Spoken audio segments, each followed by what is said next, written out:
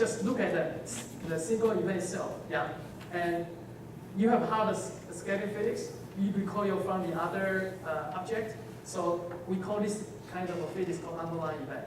So the way we can describe that, we have to use the Monte Carlo method to describe how, or to a numerical calculation. So other than that, there's another serious issue called pile up. So remember, we talked about it's not single proton collisions. So you have a bunch of protons, they accelerate and interact. So you could have more than one proton participate in the interaction within the time frame you try to take the data. Okay?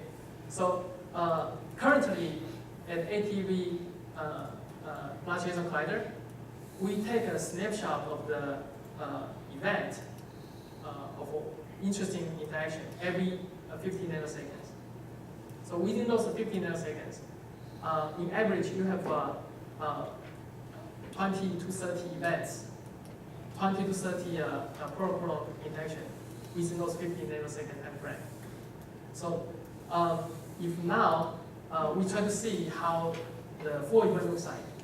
This is a picture that if there's no other proton participating, okay? So you have a quite nice signature of you have leptons, you have a jet, they produce in the detector, and then we have a snapshot to look at this topology.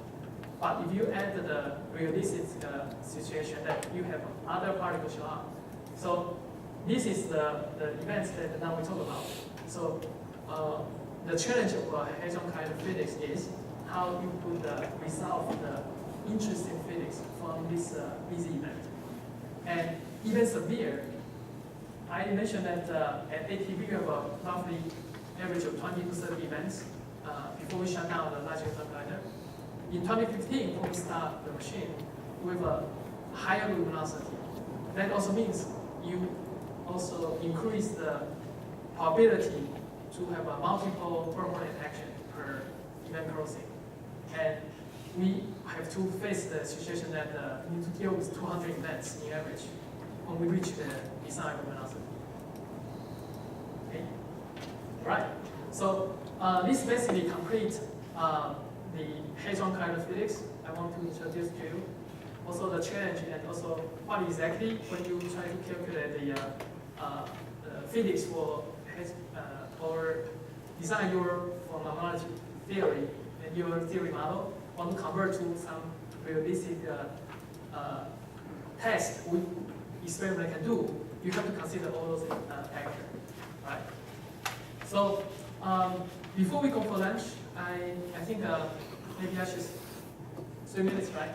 Okay. So in 3 minutes, I will try to motivate what I want to talk about this afternoon. Basically, I want to introduce you some basic knowledge I would appreciate that you have. So when we discuss that we have some common channel we can communicate.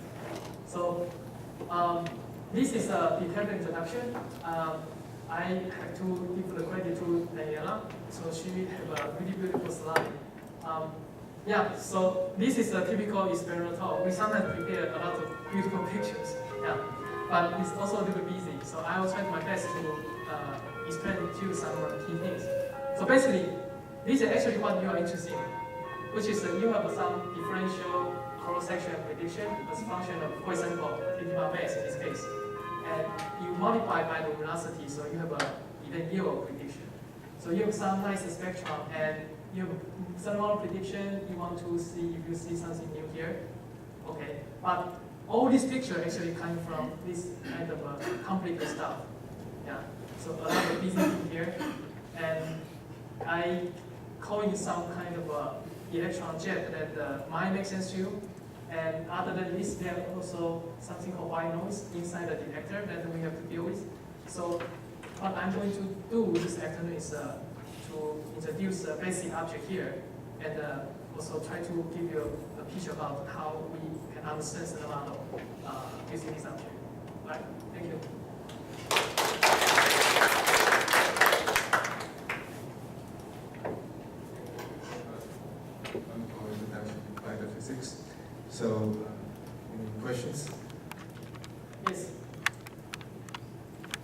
Have you figured out how to resolve the pile-up problem? Yes, You know how to do it even for 200 events. 200. Yes, I think we have some projection. We have some control how we can do it. From the projection, it looks like we have a quite nice way to control it. So I'll try to come on that this afternoon. Yeah. Okay. Other questions? Okay. If not, let's thank our speaker again. Okay. All right. Thank you.